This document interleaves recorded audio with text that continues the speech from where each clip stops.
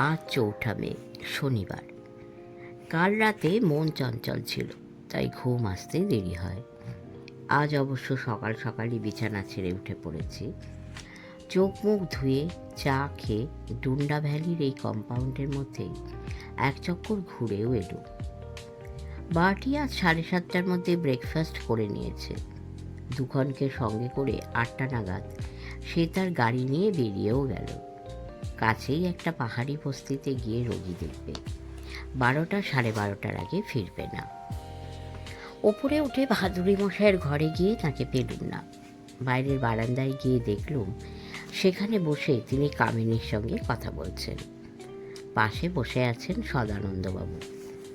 আমাকে দেখে ভাদুড়ি মশাই বললেন, আসুন কিরণবাবু, আপনারই খোঁজ করেছিলুম।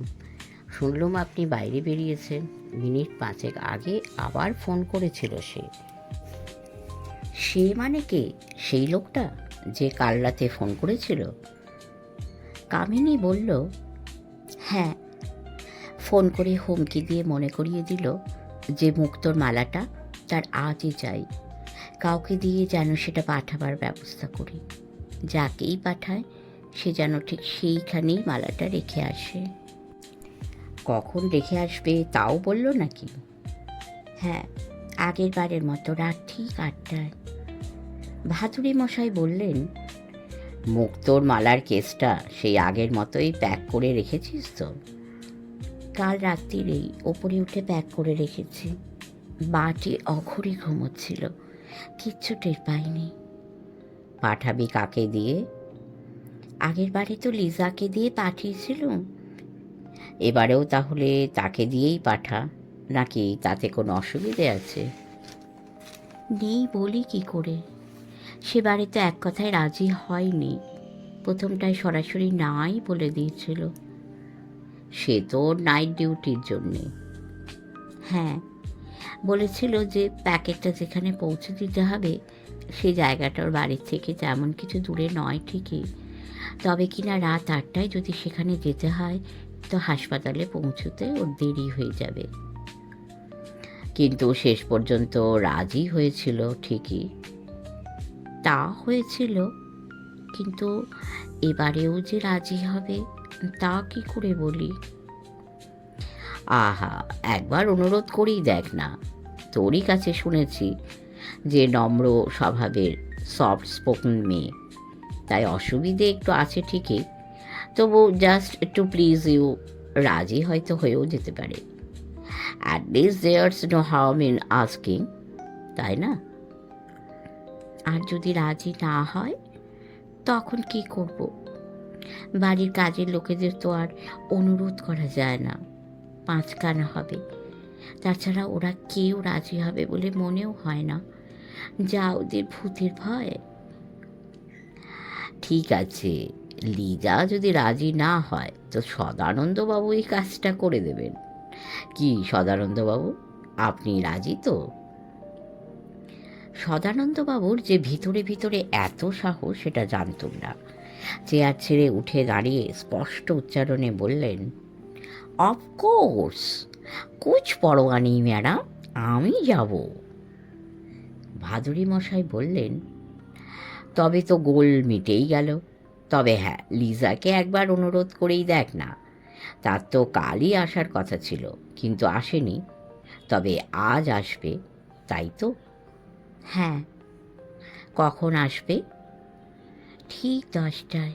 নিজে স্কুটারে আসে, একদিনও দেরি করে না। ভাদুড়ি মশাই তার হাত ঘড়ির দিকে তাকিয়ে বললেন, ওরে বাস, এখন তো 9:30। তাহলে ব্রেকফাস্ট করবি কখন?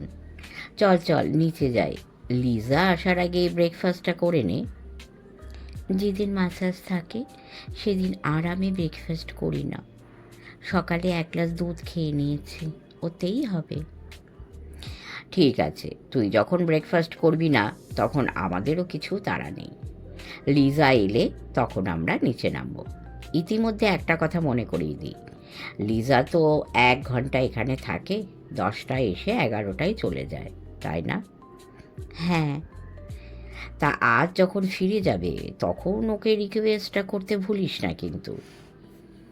তা করব, তবে রাজি হবে কি না সন্দেহ আছে। ভাদুড়ি মশাই হেসে বললেন, রাজি না হলেও তো সমস্যা হচ্ছে না। ইন দ্যাট কেস আমাদের সদানন্দবাবু তো আসেনি, তোর ওই প্যাকেটটা তিনিই যথাসময়ে পৌঁছে দেবেন। শব্দ শুনে বুঝেছিলুম একটা মোটর বাইক এই হাউজিং কমপ্লেক্সের ভিতরে এসে ঢুকেছে। সেকেন্ড কয়েক বাদেই একতলায় সদর দরজার বেল বেজে উঠল। তারও একটু পরে দোতলায় কাজের লোকটি এসে জানালো মেম সাহেব এসে গেছেন। কামিনী বলল, মেম সাহেবকে উপরে নিয়ে আয়। বাহাদুরি মশাই উঠে পড়লেন, আমার দিকে তাকিয়ে বললেন, চলুন আপনাদের ঘরে গিয়ে বসা যাক, ওটা একটু দূরে, ওখানে কথা বললে এখান থেকে শোনা যাবে না। লিজা ওয়েভারলি দোতলায় ওঠার আগেই আমরা আমাদের ঘরে চলে এলুম। অর্জুন আমাদের ঘরের সামনের ছাদে দাঁড়িয়েছিল।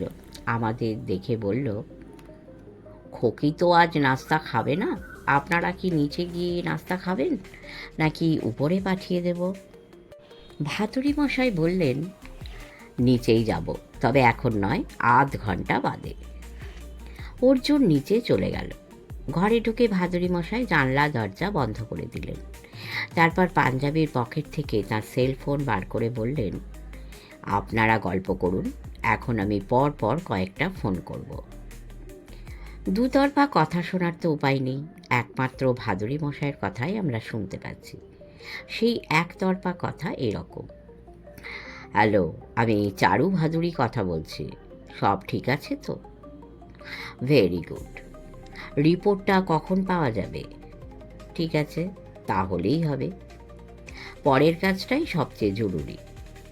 6টা নাগাদ বাচ্চাটাকে তুলে ভুলিয়ে ভালিয়ে নিয়ে যেতে হবে, নিজের কাছে নয়। এসপির সঙ্গে আলাপ পরিচয় আছে? নেই? তাহলে তোমাদের মধ্যে যে তাকে চেনে, মিনিট 10-এর মধ্যে তাকে আমার মোবাইল নাম্বারে ফোন করতে বলো। This is very very urgent. Over. ফোনটা অফ করেই ফের চালু করলেন ভাদুড়ি মশাই। ডায়াল করে যার সঙ্গে কথা বললেন তার দিকের কথা শুনতে পাবার প্রশ্নই নেই। একতরফা যা শুনলুম তা এই, হ্যালো, আমি 5088 কথা বলছি। আরে অত স্যার স্যার করো না, যা জিজ্ঞেস করছি তার জবাব দাও। উত্তরকাশীর এসপির সঙ্গে আলাপ পরিচয় আছে? নেই? তাহলে তোমাদের মধ্যে যে তাকে চেনে, মিনিট 10-এর মধ্যে তাকে আমার মোবাইল নাম্বারে ফোন করতে বলো। This is very very urgent. Over. ফোনটা আবার অফ করে দিলেন ভাদুড়ি মশাই। আমি আমার হাত ঘড়ির দিকে চোখ রেখেছিলুম। দেখলুম সেটা বেজে উঠল ঠিক 7 মিনিট বাদে। যন্ত্রটা তুলে ভাদুড়ি মশাই বললেন, ইয়েস, দিস ইজ 5088। তুমি ওকে চেনো তাহলে? Very good. ওকে ফোন করে আমার পরিচয় দাও। তারপর বলো যে বিকেল 4:30 থেকে 5টার মধ্যে আমার চিঠি নিয়ে একজন লোক আজ ওর কাছে যাবে। উনি যেন 2জন কনস্টেবলকে তার সঙ্গে দিয়ে দেন। আর না, উর্দিপাড়া কনস্টেবল নয়, প্লেন ড্রেস পুলিশম্যান। তবে হ্যাঁ, সঙ্গে যেন আইডেন্টিটি কার্ড থাকে।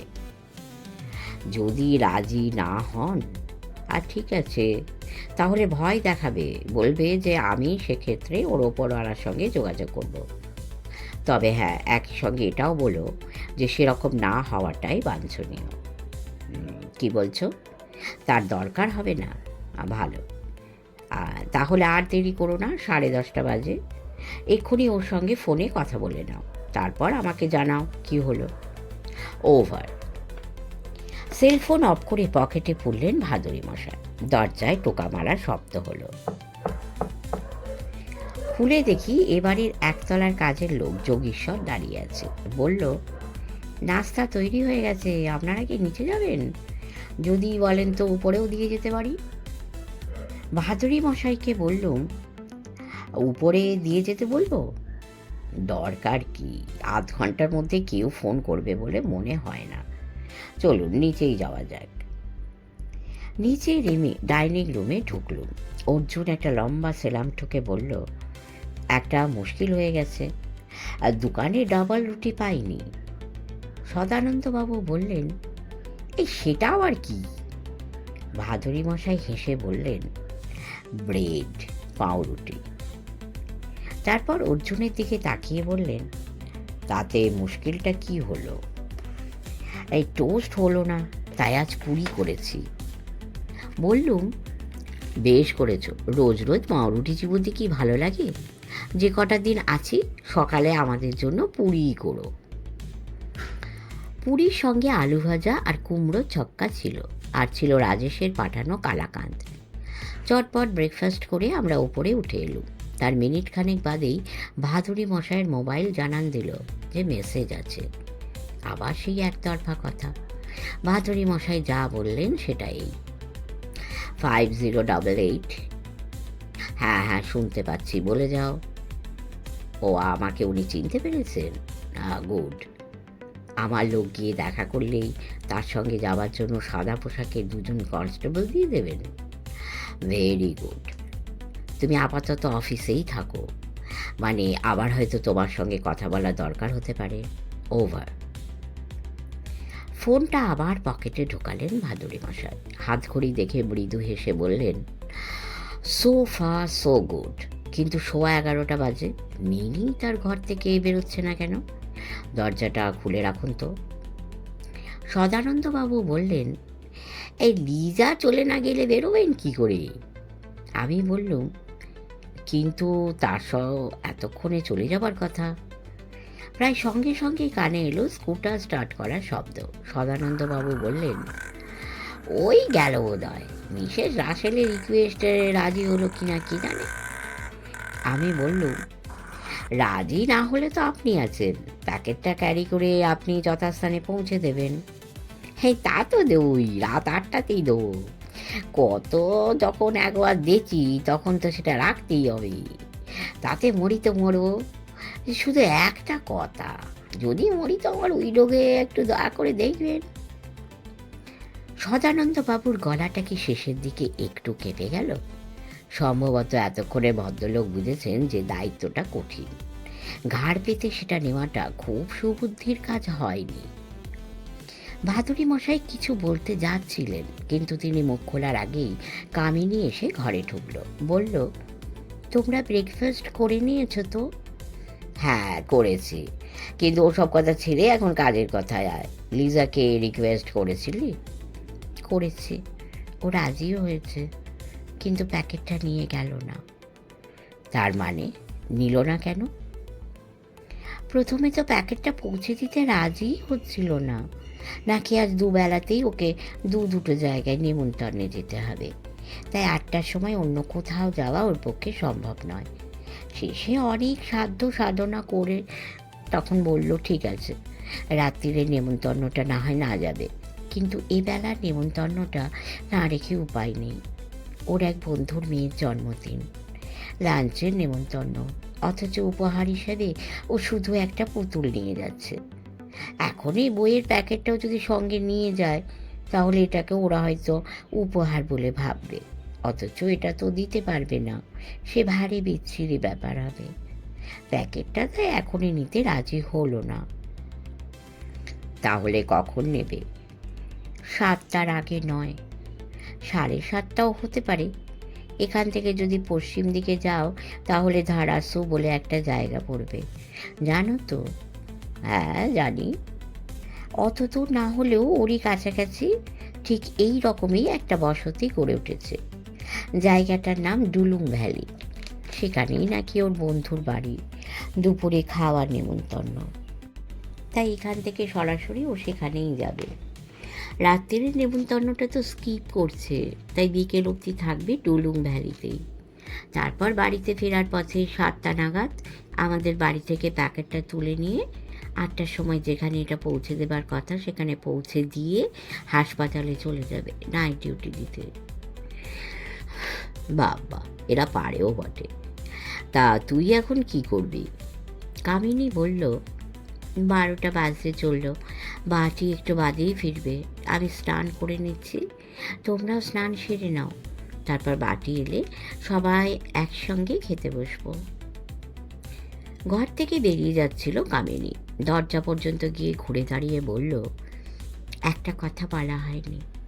বাটি এর মধ্যে ফোন করেছিল, বলল যে খেয়ে একটু বিশ্রাম করে ফের বেরোতে হবে ওকে। কি জানো আঙ্কেল, কাল তো সারাদিন বেরোবে না, তাই কাল যেসব রুগীকে দেখার কথা ছিল আজই তাদের যতজনকে পারে দেখে আসবে। শুনে লিজার ব্যাপারে একটু আগেই যা বলেছিলেন বাটির ব্যাপারেও সেই একই মন্তব্য করলেন ভাদুরী মশাই। বাবা, এরা পারেও বটে।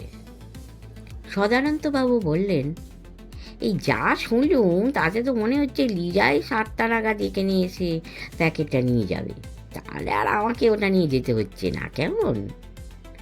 আমি বললুম, তাতে তো আপনি হাঁপ ছেড়ে বাঁচলেন মশাই, যা ভয় পেয়েছিলেন। মোটে ভয় পাইনি, আমি তো যাওয়ার জন্য তৈরি ছিলুম। সদানন্দবাবু একেবারে ফুঁসে উঠে বললেন। ভাদুরী মশাই বললেন, থাক থাক, আর বীরত্ব ফলাতে হবে না। আপনি খুব ভালোই জানেন যে আমি আপনাকে যেতে দিতুম না, দরকার হলে আমি নিজেই যেতুম। আর তাছাড়া কেউই ওই প্যাকেট নিয়ে ওখানে যাবে কি না তাতেও আমার সন্দেহ আছে। এই শেষের কথাটা কেন বললেন তার ব্যাখ্যা করলেন না ভাদুরী মশাই। পকেট থেকে সেলফোন বার করে ডায়াল করতে বসলেন। যাকে ডাকলেন তার উত্তর পাওয়ার পর একতরফা যা বললেন তা এই, আমি চারু ভাদুরী কথা বলছি। বাচ্চার মা এখন বাইরে, সম্ভবত 7:30-8টা পর্যন্ত বাইরেই থাকবে। বাচ্চাকে তুলে আনার কাজটা তার ফলে সহজ হয়ে গেল। এসপির সঙ্গে দেখা করলে তিনি 2জন প্লেন ড্রেসের পুলিশ দেবেন। বাচ্চাকে তুলে এনে নিজের কাছে রাখা উচিত হবে না, এসপির অফিসে জমা দিতে হবে। ক্লিয়ার? গুড। তার যে রিপোর্টের কথা বলেছিলুম সেটা কখন পাওয়া যাবে? হ্যাঁ, পাওয়া গেছে। তাই? আমি ঠিক এই সন্দেহই করেছিলুম। ওভার। সেলফোন পকেটে পুরে ভাদুরী মশাই বললেন, এ কি, আপনারা বসে আছেন কেন? স্নান করে নিন, আমি আমার ঘরে চললুম। আর কোনো কথা না বলে তিনি ঘর থেকে বেরিয়ে গেলেন। বাটি বলেছিল 12টা 12:30টায় ফিরবে, ফিরল 1টারও খানিক পরে। কাঁচুমাচু মুখে বলল, সরি আঙ্কেল, এত রোগী দেখতে হবে ভাবিনি, একটু দেরি হয়ে গেল। ভাদুরী মশাই বললেন, সে আর কি করা যাবে, এখন পোশাক পাল্টে নিচে নেমে খাওয়ার পাট চুকিয়ে একটু বিশ্রাম করে নাও, বিকেলে তো ফের রুগী দেখতে যাবে শুনলুম। লাঞ্চের ঘন্টা 1:30টায়, খাওয়ার পাট চুকতে চুকতে 2:30। তারপরে আর গল্পগুজব বিশেষ হলো না। আমরা উপরে চলে এলুম। ভাদুরী মশাই আর আমাদের ঘরে এলেন না, নিজের ঘরে ঢুকে দরজা বন্ধ করলেন। তাকে একটু অন্যমনস্ক দেখাচ্ছিল। খাওয়ার টেবিলে খুব একটা কথা বলেননি, উপরে এসেও আমাদের কিছু বললেন না। মনে হলো নিজের ঘরে গিয়ে এখন বোধহয় আরও গোটা কয়েক ফোন করবেন। আমাদের ঘরে ঢুকে সদানন্দবাবু আর দেরি করলেন না, বিছানায় টান টান হয়ে শুয়ে পড়লেন। ঘুমিয়েও পড়লেন প্রায় সঙ্গে সঙ্গে। তার 2টো কারণ, 1 গুরু ভোজন, 2 প্যাকেটটা রাত 8টার সময় যথাস্থানে পৌঁছে দেওয়ার দায়িত্ব থেকে অব্যাহতি। আমার ঘুম এলো না। কলকাতা থেকে একটা থ্রিলার সঙ্গে করে এনেছিল, সেটা পড়তে শুরু করেছি, এমন সময় দরজায় টোকা পড়ল। দরজা খুলে দেখি ভাদুরী মশাই। বললেন, আমি একটা জরুরি কলের জন্য অপেক্ষা করছি, নিচে নামা সম্ভব নয়। আপনি একতলায় গিয়ে ইন্দরলালকে বলে আসুন সে যেন বিকেলে কোথাও না যায়, আর ট্যাক্সিটাও যেন তৈরি থাকে, সন্ধে নাগাদ আমরা বেরোবো। কথা শেষ করে তিনি আর দাঁড়ালেন না, নিজের ঘরে চলে গেলেন। আমি নিচে নেমে ইন্দরলালকে যা বলার বলে আবার দোতলায় উঠে এলুম। থ্রিলারটা আবার পড়তে শুরু করেছিলুম, কিন্তু মন বসল না। বিছানায় শুয়ে আকাশ পাতাল ভাবতে লাগলুম। যে বাচ্চাটাকে তার বাড়ি থেকে তোলার কথা শুনেছি, সে কি? তাকে আদৌ তোলা হবে কেন? রিপোর্টই বা কিসের? কিছুই ঠাউর হচ্ছে না। শুধু এইটুকু আন্দাজ করতে পারছি যে কামিনীর ব্যাপারটা এখন ক্রমেই আরও ঘোরালো হয়ে উঠছে। বাটির বাড়িটা চমৎকার, কিন্তু গাড়িটা লজ্জরে। স্টার্ট দিয়ে চলতে শুরু করার সময় বিকট শব্দ করে। শব্দটা আমি কিনে রেখেছি। কানে আসতে ঘড়ির দিকে তাকালুম, 4:30। বাটি তার গাড়ি নিয়ে পাহাড়ি বস্তিতে চলে গেল। রোগী দেখার কাজ শেষ করে তাদের ওষুধপত্র দিয়ে কখন বাড়ি ফিরবে কে জানে। একটু বাদেই ঘরে ঢুকলেন ভাদুড়ি মশাই। বললেন, একজনকে ফোন করা দরকার, ও ঘর থেকে করতে পারছি না। ঘর সাফাই হচ্ছে, বিছানা বালিশে চাদর ওয়ার পাল্টানো হচ্ছে, তার মধ্যে ফোন করা যায়? হেসে বললুম, বেশ তো, তাহলে এখান থেকেই করুন। পকেট থেকে সেলফোন বার করলেন ভাদুড়ি মশাই, ডায়াল করলেন। তারপর প্রায় মিনিট খানেক চুপ করে থেকে বললেন, আমি ভাদুড়ি বলছি। ফোন ধরতে এত দেরি হয় কেন? এসপির সঙ্গে দেখা হলো? 2জন লোক দিয়েছ? ভালো, 2জনই সঙ্গে থাক, তবে ফেরার সময় 2জনের একজনকে ওখানে রেখে আসতে হবে। হ্যাঁ, আমার দরকার হতে পারে। আর কিছু জানার আছে? নেই। তাহলে আর দেরি না করে কাজে বেরিয়ে পড়া ভালো। ওভার। ফোন পকেটে পুরে বললেন, 5টা বাজে, সদানন্দবাবু ঘুমোচ্ছেন দেখছি। ঘুমোতে দিন, তবে হ্যাঁ, 6টার সময় তুলে দেবেন। 6:30টার মধ্যে আপনাদের রেডি হয়ে নেওয়া চাই, যদি অবশ্য আমার সঙ্গে যেতে চান। বললুম, রেডি হয়ে থাকবো অবশ্যই, আপনার সঙ্গে যাব, কিন্তু আপনি যাবেনটা কোথায়? সঙ্গে যখন যাচ্ছেন তখন যথাসময়ে সেটা জানতে পারবেন। রওনা হবেন ওই 6:30তেই? সেটা নিশ্চিত বলা যাচ্ছে না। ভাদুড়ি মশাই রহস্যময় হেসে বললেন, আপাতত শুধু এইটুকুই বলতে পারি যে সম্ভবত 6:30টার আগে নয়, ওদিকে 7:30টার পরে নয়। ও হ্যাঁ, ইন্দুরলালকে গাড়ি তৈরি রাখতে বলেছেন তো? তখনই বলে এসেছি গাড়ি তৈরি থাকবে। তাহলে এখন যাই, ঘরে বসে চুপচাপ একটা প্ল্যান ছকে নিতে হবে। আশা করি আমার ঘর গোছাবার কাজ এতক্ষণে শেষ হয়েছে। ভাদুড়ি মশাই আমাদের ঘর থেকে বেরিয়ে গেলেন। আমি আবার আমার অর্ধ সমাপ্ত থ্রিলারের পাতা উল্টাতে শুরু করলুম, কিন্তু এবারেও তাতে মন বসল না। বুঝতে পারছিলুম কিছু একটা ঘটতে চলেছে, কিন্তু সেটা যে কি তা বুঝে উঠতে পারছিলুম না। তার ফলে একটু অস্থির অস্থির বোধ করছিলাম। ভাবছিলুম যে ভাদুড়ি মশাই যাবেন কোথায়? সেই শেষ না হওয়া বাড়িটাতে, যার একতলা সিঁড়ির প্রথম ধাপে প্যাকেটটা রেখে আসার কথা। যে লোকটা ফোন করে ভয় দেখাচ্ছে, হুমকি দিচ্ছে প্যাকেটটা নেবার জন্যে, সে কি সেখানে অন্ধকারে গা ঢাকা দিয়ে অপেক্ষা করবে? ভাদুড়ি মশাই যদি সেখানেই যান, একটা সংঘর্ষ তাহলে হবেই। বই পড়ব কি, এইসব ভাবনাই আমাকে অস্থির করে দিচ্ছিল। 6টা বাজতেই সদানন্দবাবুকে তুলে দিলুম। 6:30টার মধ্যে আমরা রেডি। তার মিনিট কয়েক আগে ভাদুড়ি মশাই তার ঘর থেকে আমাদের ঘরে চলে এসেছিলেন। বললেন, ভয় পাবেন না, ভয়ের কিছু নেই, কাজ শেষ হতে ঘণ্টাখানেকের বেশি লাগবে না। সদানন্দবাবু বললেন, হ্যাঁ, ভয় করলেই ভয়, না করলে কিছুই নয়। স্কুটারের শব্দ হলো ঠিক 7টাতে। তারপর একতলা সদর দরজায় বেল বাজবার শব্দ। তারও খানিক পরে জুতোর খটাখট আওয়াজ শুনে বুঝল একতলা থেকে সিঁড়ি দিয়ে কেউ দোতলায় উঠছে। খানিক বাদে তার নেমে যাওয়ার শব্দও কানে এলো। কামিনী আমাদের ঘরে ঢুকে বলল, লিজা এসেছিল, প্যাকেটটা ওকে দিয়ে দিয়েছে। ভাদুড়ি মশাই বললেন, বেশ করেছিস, এখন 7:05, মিনিট 10 বাদে আমরা একটু বেরোবো। কখন ফিরবো বলতে পারছি না, রাত বেশিও হতে পারে, ভাবিস না। আমরা নিচে নামলাম 7:15টায়। গাড়ি তৈরিই ছিল। আমরা ভিতরে ঢোকার পর ভাদুড়ি মশাই ইন্দুরলালকে বললেন, গাড়ি স্পিডে চালাও, উত্তর কাশীর রাস্তা ধরো। খানিক বাদে যদি একটা স্কুটার দেখো, ওটাকে ওভারটেক করো না, তবে একটু ডিস্ট্যান্স রেখে সেটার পিছনে লেগে থাকবে। ইন্দুরলাল কোনো কথা বলল না, তবে গাড়ির স্পিড যে হঠাৎ বেড়ে গেছে সেটা বোঝা গেল। একটা ব্যাপার লক্ষ্য করেছিল, আমি তো একেবারে খালি হাতে নেমেছি, কিন্তু সদানন্দবাবু হুঁশিয়ার মানুষ, তিনি তার ঘেঁটে লাঠিটা সঙ্গে নিতে ভোলেননি। বাহাদুরি মশাইয়ের সঙ্গে সেই বিগ শপার বলল, ঝোলাটা নিলেন কেন, ওতে আছে কি? বাহাদুরি মশাই সেই আগের মতোই ড্রাইভারের পাশের সিটে বসেছেন, ঘাড় না ঘুরিয়েই বললেন, আর এক প্যাকেট কালাকাঁদ, কাজে লাগতে পারে, খাবেন একটা? বললুম, না।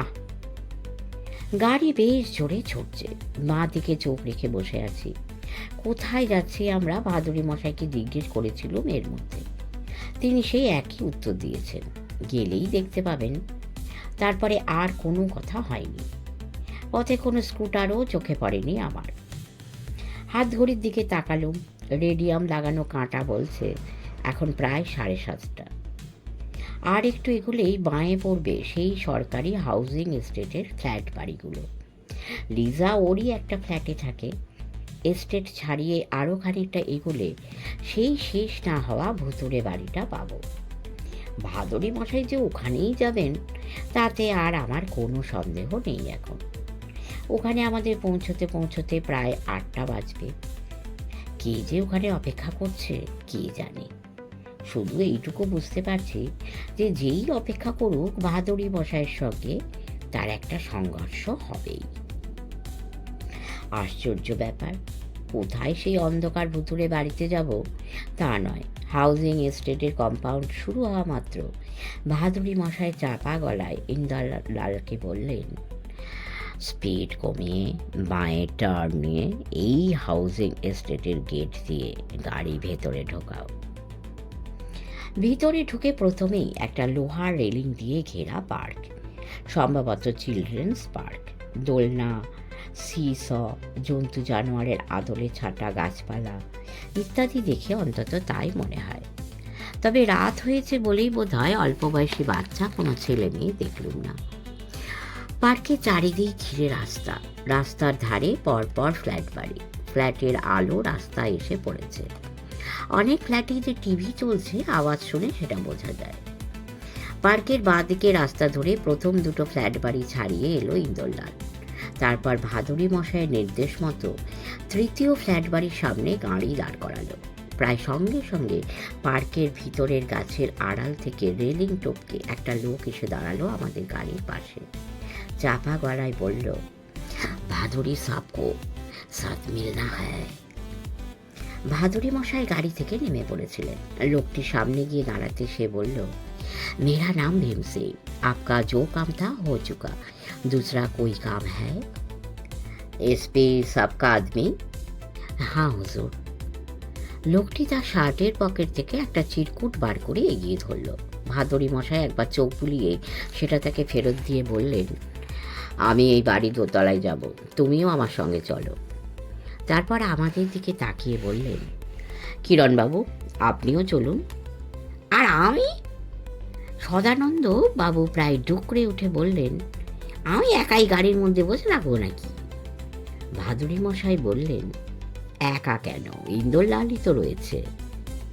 তারপর তার বিগ শপারের মধ্যে হাত ঢুকিয়ে একটা হুইসেল বার করে সদানন্দবাবুর হাতে ধরেই দিয়ে বললেন, এটা রাখুন, বাবরি চুলালা কোনো লোককে যদি এই বাড়িতে ঢুকতে দেখেন তাহলে সঙ্গে সঙ্গে এটা বাজাবেন, মাত্র একবার বাজালেই চলবে।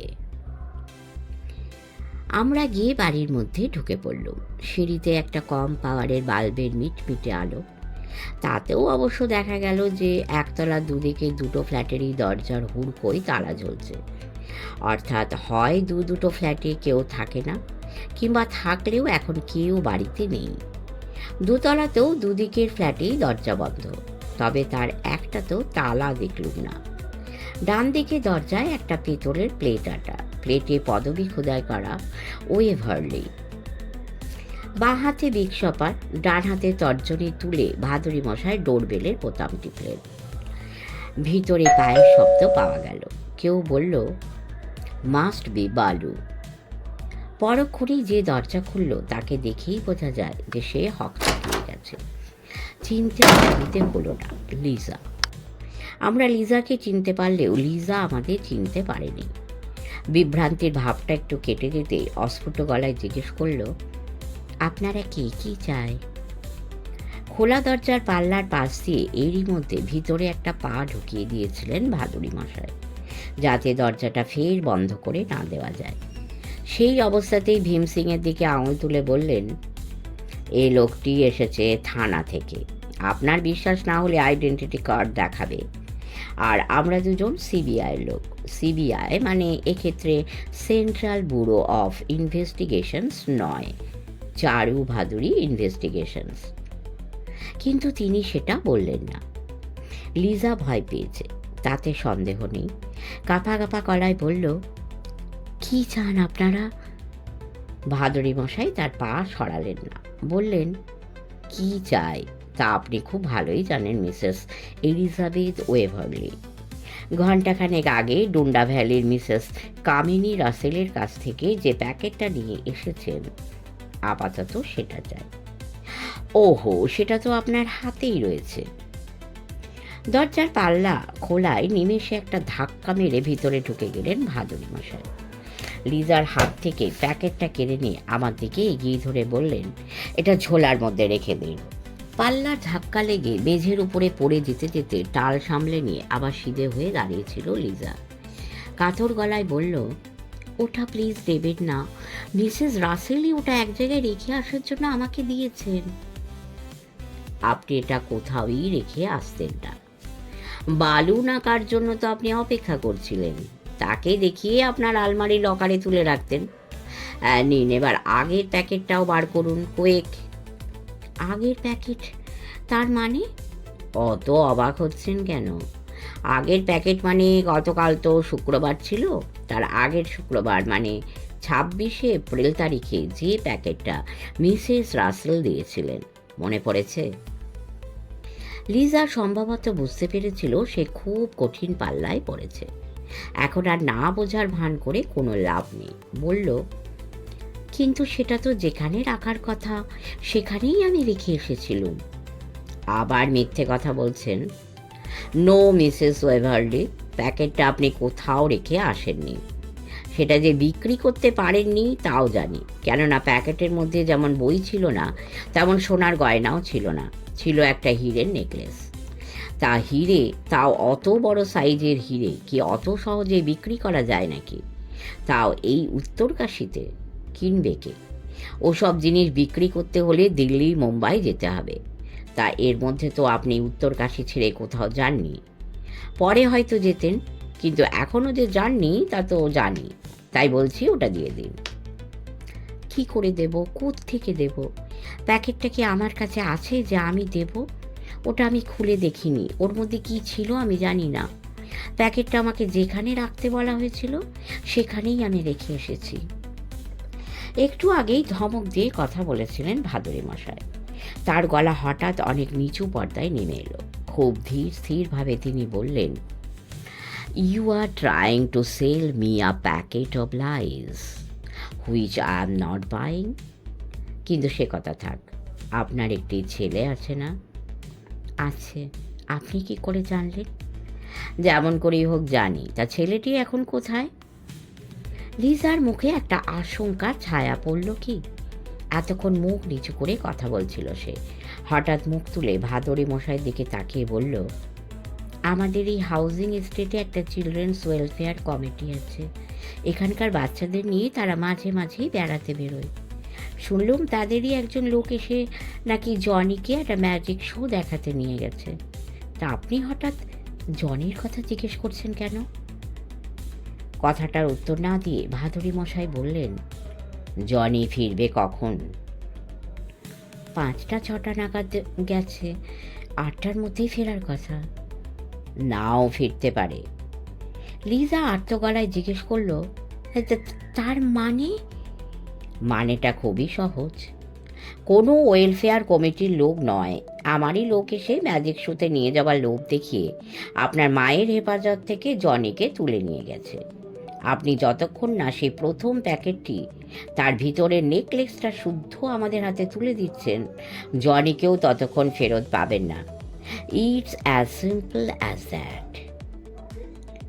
ফ্ল্যাটের ভিতরে আমরা এখন যেখানে দাঁড়িয়ে আছি সেটা এদের লিভিং। মাঝ বরাবর একটা পর্দা, সেই পর্দার আড়াল থেকে এক ভদ্রমহিলা হঠাৎ বেরিয়ে এলেন। মুখের বলিরেখা দেখলে মাকড়সার জাল বলে ভ্রম হয়। মাথার চুল ধপধপে সাদা, পরনে পায়ের গোড়ালি পর্যন্ত ঝুলের একটা লম্বা কোট। ভদ্রমহিলাকে দেখা মাত্র লিজা চেঁচিয়ে উঠল, মা, তুমি জনিকে কার হাতে ছেড়ে দিয়েছ? মেয়ের কথার কোনো উত্তর দিলেন না বৃদ্ধা। বোতাম খুলে কোটের ভিতরকার পকেট থেকে একটা কাগজে মোড়া প্যাকেট বার করে ভাদুরী মশাইয়ের দিকে ছড়িয়ে দিয়ে বললেন, এই নিন আপনার সেই প্যাকেট, খুলে দেখে নিন নেকলেসটা ওর মধ্যে আছে কিনা। প্যাকেটটা খুললেন না ভাদুরী মশাই, সেটাকে আমার হাতে তুলে দিয়ে বৃদ্ধার দিকে তাকিয়ে বললেন, আপনি কি এতক্ষণ ওই পর্দার আড়ালেই দাঁড়িয়েছিলেন? হ্যাঁ। বিষণ্ণ হেসে ভদ্রমহিলা বললেন, ওখান থেকে আপনাদের সমস্ত কথাই আমি শুনেছি। আমার মেয়ে যা করেছে তার ক্ষমা নেই, তবু বলি ও স্বেচ্ছায় এ কাজ করেনি। ওকে দিয়ে জোর করে খুন করার হুমকি দিয়ে বালু এ কাজ করিয়ে নিয়েছে। কে বালু? বাইরের লোক, খুব খারাপ লোক। মাঝে মাঝে এখানে আসে, আমার মেয়েকে ভয় দেখায়। এর বেশি কিছু জানেন না? না। ভদ্রমহিলা হাত জোর করে আর্ত গলায় বললেন, যাই হোক, জিনিসটা যখন ফেরত পেয়েছেন জনিকে তখন ফিরিয়ে দিন। ও আমার একমাত্র নাতি। ঠিক এই সময় হুইসেলের শব্দ শোনা গেল। ভাদুরী মশাই তৎক্ষণাৎ, ভীম, তুমি এখানে থাকো বলেই তার ঝোলার মধ্যে হাত ঢুকিয়ে একটা ভারী জিনিস তুলে নিয়ে দরজার বাইরে সিঁড়ির দিকে ছুট লাগালেন। আমি তার পিছনিতে খেয়াল করল, ঝোলা থেকে যা তার হাতে উঠে এসেছে সেটা একটা রিভলভার। যাকে এই বাড়িতে ঢুকতে দেখে সদানন্দবাবু হুইসেল বাজিয়েছিলেন, একতলায় নামার আগেই বাবরি চুলওয়ালা সেই লোকটির সঙ্গে সিঁড়ির মধ্যপথে আমাদের দেখা হয়ে গেল। ভাদুরী মশাইকে দেখে যে সে হকচকিয়ে গেছে তা বুঝতে কিছু মাত্র দেরি হলো না আমার। সঙ্গে সঙ্গে সে পিছন ফিরে একতলায় নেমে যাবার উদ্যোগ করেছিল, কিন্তু সদানন্দবাবু ততক্ষণে তার পিছনে এসে দাঁড়িয়েছেন। ভাদুরী মশাইয়ের হাতে রিভলভার দেখে সদানন্দবাবু বুঝে গিয়েছিলেন যাকে আমরা ধাওয়া করেছি সে মোটেই সুবিধের লোক নয়। ফলে লোকটা যখন তাকে ধাক্কা মেরে তার পাশ দিয়ে তরবর করে নিচে নেমে যাচ্ছে, তখন মাথায় লোহার বল বসানো সেই বিখ্যাত খেঁটে লাঠি দিয়ে কপালে এক ঘা বসিয়ে দিয়ে সদানন্দবাবু একটুও ভুল করেননি। তার ফল যা হবার তাই হলো। সিঁড়ির ওপরেই কপাল চেপে ধরে লোকটা বসে পড়ল। ডান হাতে রিভলভার, সিঁড়ি দিয়ে দুধাপ নেমে বাঁ হাতে লোকটার শার্টের কলারের পিছন দিকটা মুঠো করে ধরে একটা হ্যাঁচকা টান মেরে তাকে দাঁড় করালেন ভাদুরী মশাই। তারপর মৃদু হেসে বললেন, বালু চন্দ্রন, এটা তো ফিল্মি ফাইটিং নয়, তাই তোমার কপাল ফেটে যা গড়াচ্ছে তাও টমেটো সস নয়, রক্ত। আর আমার হাতের এটাও নকল নয়, আসল রিভলভার। তোমার ভাগ্য ভালো যে লাঠির বাড়ি খেয়েছ, আমাকে রিভলভার চালাতে হয়নি। নাও এখন উপরে চলো। নার্সের বাড়ি, ফার্স্ট এডের জিনিসপত্র সবই মজুদ। ভাদুরী মশাইয়ের নির্দেশে লিজা চটপট বালুর কপালে একটা অ্যান্টিসেপটিক লোশন লাগিয়ে ব্যান্ডেজ বেঁধে দিল। বালু চন্দনের শার্টে রক্তের ছোপ, ব্রাউন রঙের ময়লা প্যান্টটা হাঁটু পর্যন্ত গোটানো। সদানন্দবাবু তার নিজস্ব হিন্দিতে বললেন, আয় তুম প্যান্ট নামাকো বাইঠো, দেখতা নেই দুজন লেডি রয়েছেন। ভাদুরী মশাই বললেন, নামাবে কি করে, প্যান্টটা ছেঁড়া যে। কিন্তু আর তো দেরি করা চলে না ভীম সিং, এই লোকটিকে নিয়ে আমরা এখন এসপি সাহেবের কাছে যাব। হাতকড়ি লাগিয়ে একে এখন নিচে নামিয়ে ট্যাক্সিতে তোলো। শেষ হলো পঞ্চম পর্ব। এর পরের পর্বই হবে শেষ পর্ব। সকলে ভালো থাকবেন, লাইক করবেন, কমেন্ট করবেন, সাবস্ক্রাইব করে আমাদের পাশে থাকবেন। পরম করুণাময় সকলের মঙ্গল করুন। নমস্কার।